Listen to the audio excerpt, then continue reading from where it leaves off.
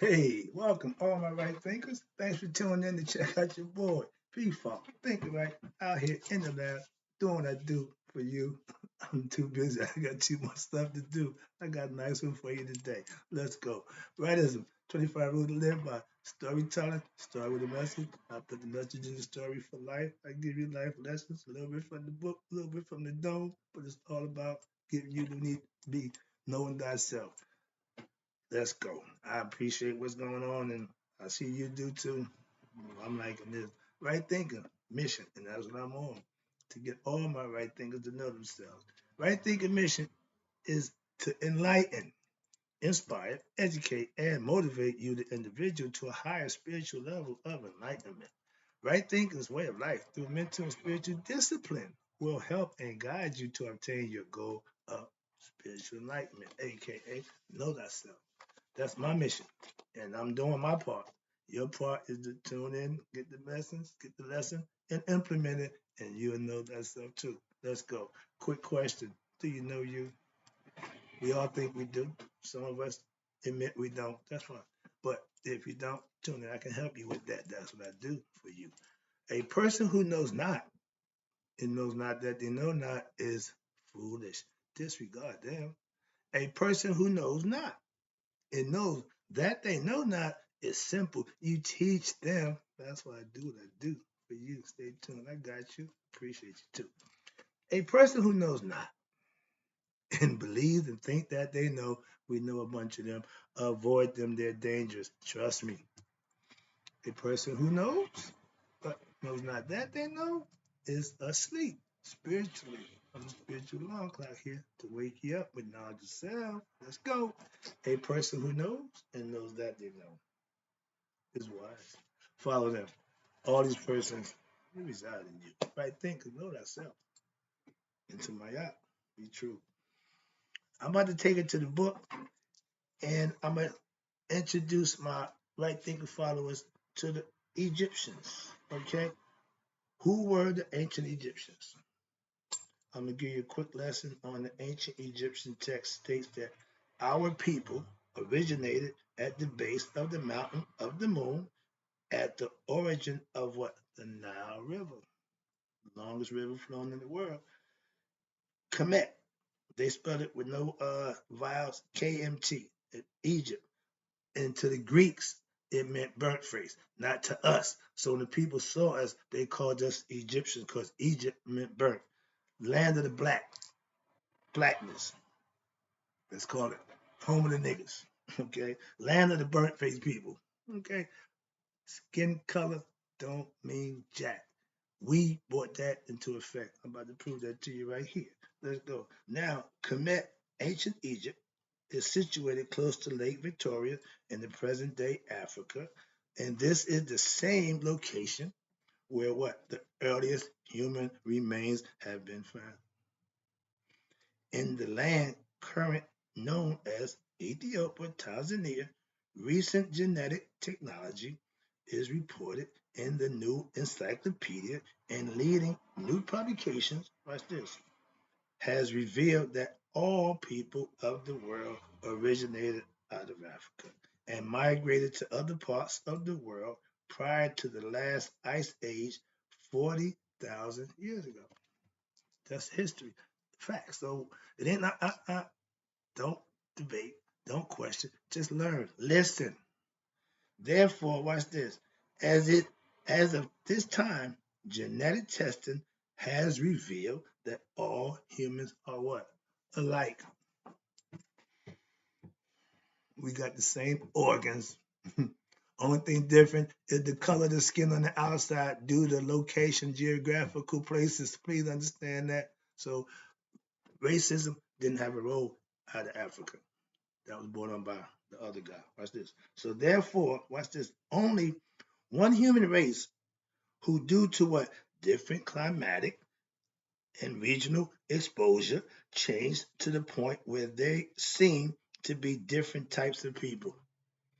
Even in ancient times, differences were noted with respect to what? Skin color, hair texture, customs, languages, and again, with respect to the essential nature, psychological, and emotional makeup due to the experiences each group had to face and overcome in order to what? Survive.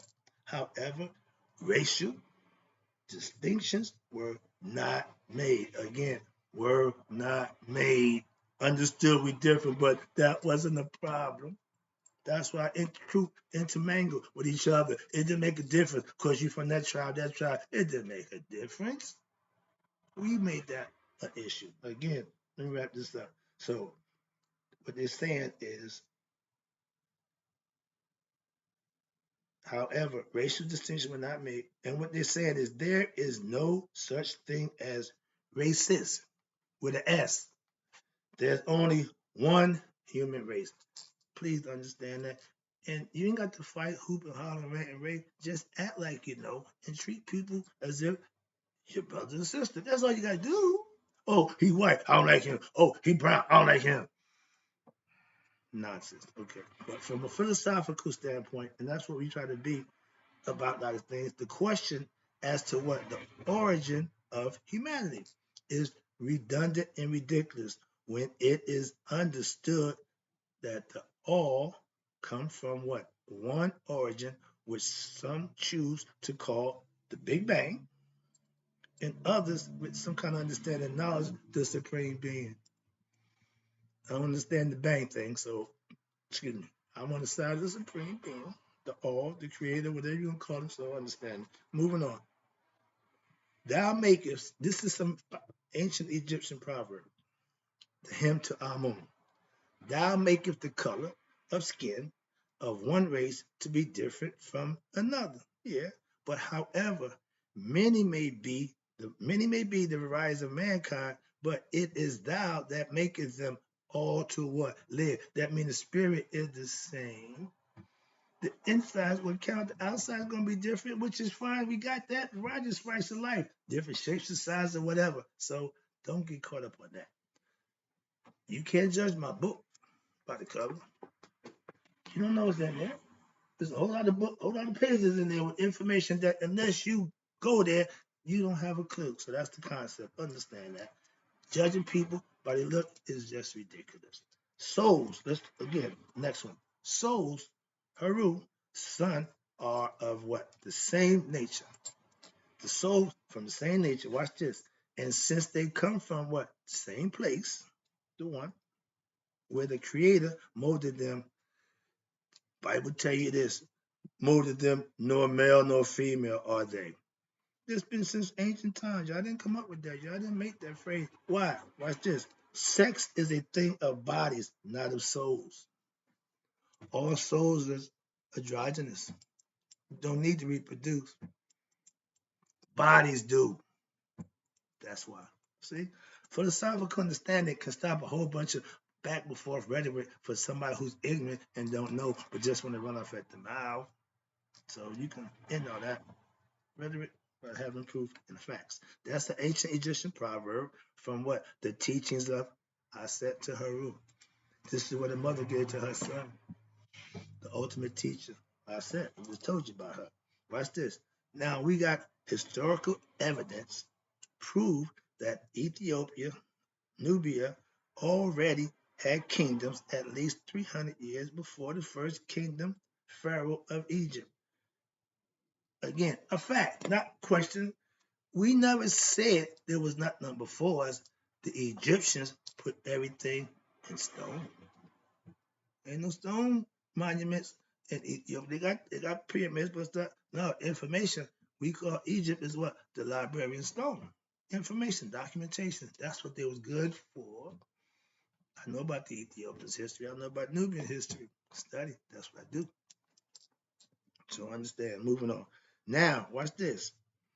Upon his return to Greece, this is the Herodotus. This is your Greek Herodotus who tells about us to his people.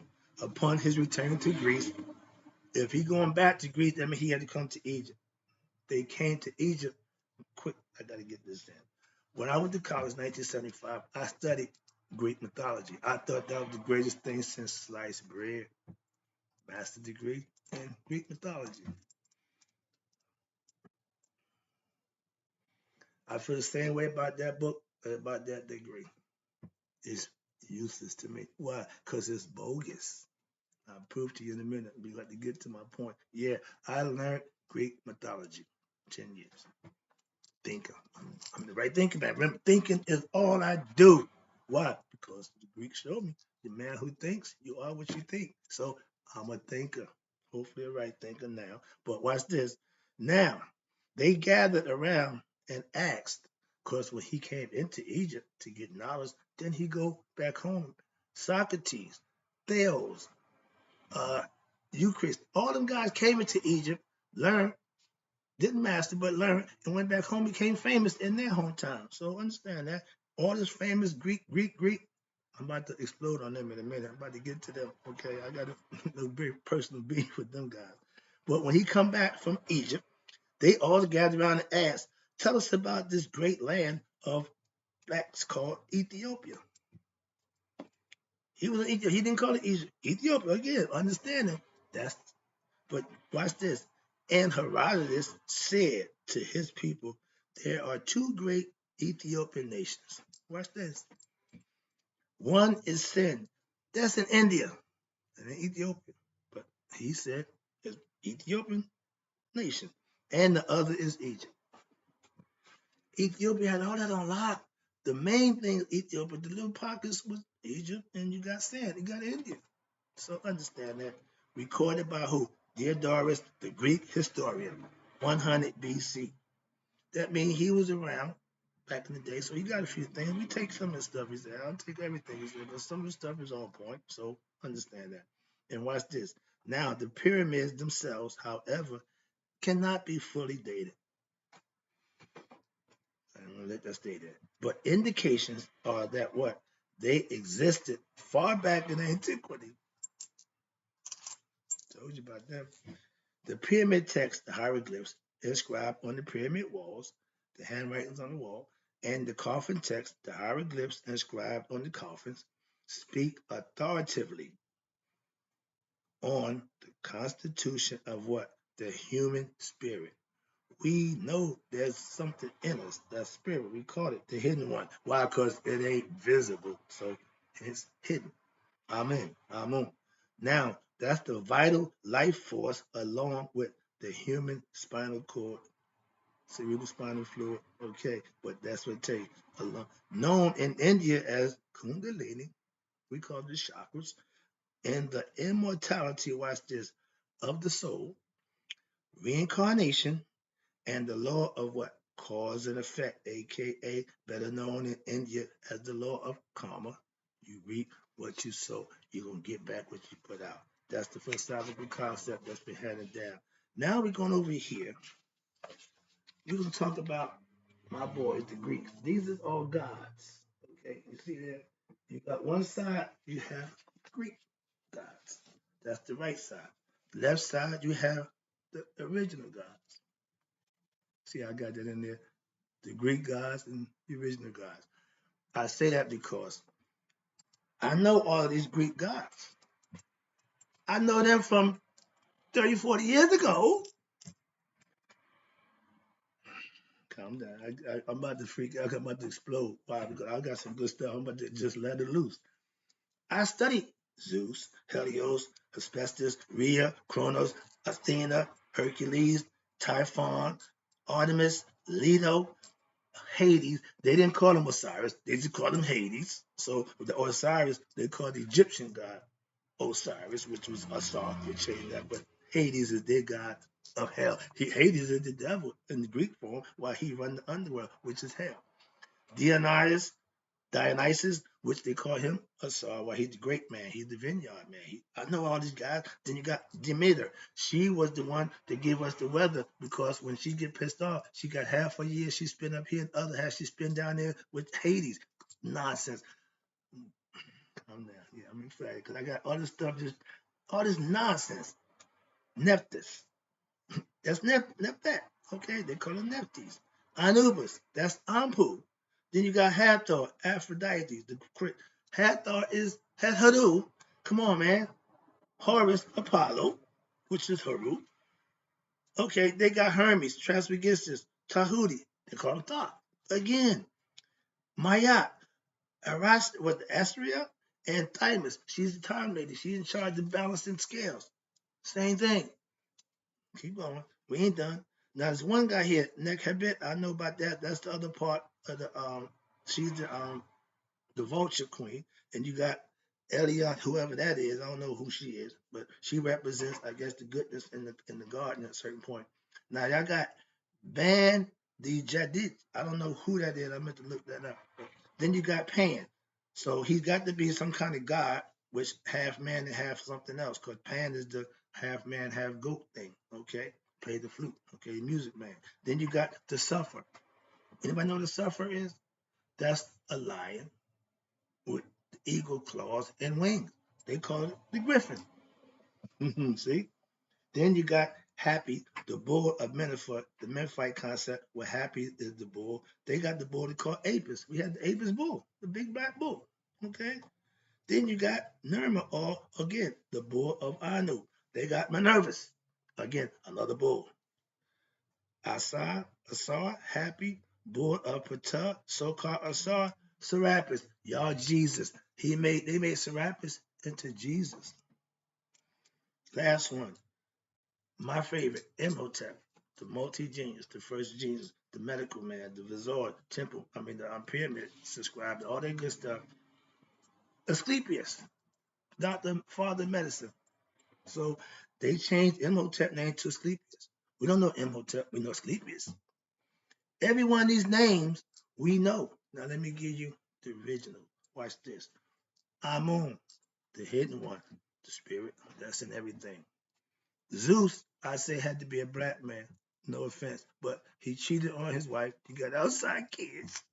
He was a whoremonger, a womanizer. Sound like a black man to me. I'm just saying, that's how that's when I trade you more.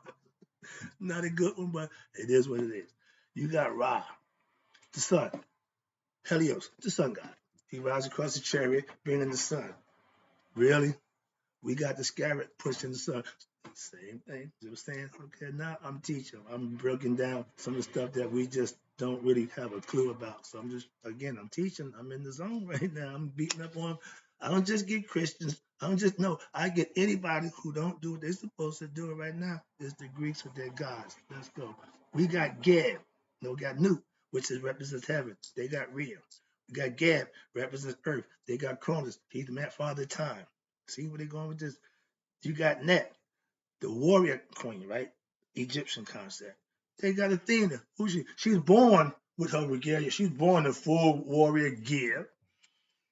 Love it. See, these are all the mythological stories that you tell to teach lesson. I understand that. I learned my lesson from the Greeks. No problem with that. I got a problem with they just didn't tell me. They learned it from somebody else as if this is their creation. This is they invent nothing. Trickery, lies, and deceit. They masters of that because that's what they did. Watch this. I got a few more. We got like 26 of them. I'm gonna run them down right quick. Then you got Kansu, the moon god, the son of Mut, Amun and Mut Kansu. He represents the sun god. Then you got Harishef, the other half. That represents Hercules. Harishef is the mighty warrior. Hercules, strong guy. Set, the bad guy, ego. They got one. They call him Ares, Ares, or Typhon, the bad guy, against his brother. Okay. Then you got Ujat, you got Bast, which is the female cat, the lioness, when she's Sekhmet when she's upset. She's Bast when she's got the quiet lioness, she's gonna calm down. They got Artemis. We got Ujat, the eye. Okay. I ain't got it on. Excuse me, not the eye, but it represents the Uraeus, the serpent. That's the other half. The Ujat, they got Leto, Asar, Happy on the book. We got Asar, they use Osiris or Hades. They in charge of hell. Hades is the devil, and in charge of the underworld. You got Asar again, because Asar is in a few different modes, so they stole that too. The first Asar, which is Happy, is Hades. He's king of the underworld. Then you got Dionysus. Asar, when they buried him, he made vegetation grow. Dionysus is the man of grapes. He invented the vineyard. Got everybody drunk. So that was his thing, wine. Okay? But you got Aset, the meter. She controls half the weather. 1 year, half the one, half the other. Then you got Nephthys, the twin to Aset. I don't know who Nephthys is in the Greek pantheon. Don't even know her. Okay, so I give pass on that one. Then you got Anu, Anpu, or Apuet. He's Anubis in the Greeks. Most of us know Anpu as Anubis. Why? Because that's the name that they push, so they know him like that. Het Haru, which is Hathor, or the real name Aphrodite. Aphrodite, again, beautiful one. Het Haru, the opposite of Haru, the female spirit, but Hathor represents the female part of Ra. When he masturbated, she became his other half, the right hand of Ra. Okay, so these are all stuff that history. Every god has a story. They gave him a life, they gave him identity. Your job is to learn them, master them, and you have life. Look, you got the secrets. You figured it out. Okay, you got the combination. Takes a little work though, but it's doable. Watch this. Now you got Haru, Horus, or Apollo. Tahuti, Dot, Hermes Megristus. Mayat, again, Thymus. So all these people pretty much are spin-offs from our God. So there's no really Greek god. They just spin-offs of Egyptian gods. I wanted to bring that to your attention. Like I said, I got my degree and don't concern myself with it. Why? I think it's bogus, just like my Masonic degree. Got no use for none of that. Appreciate you tuning in. Hope you enjoyed the lesson. I'm just teaching, not preaching.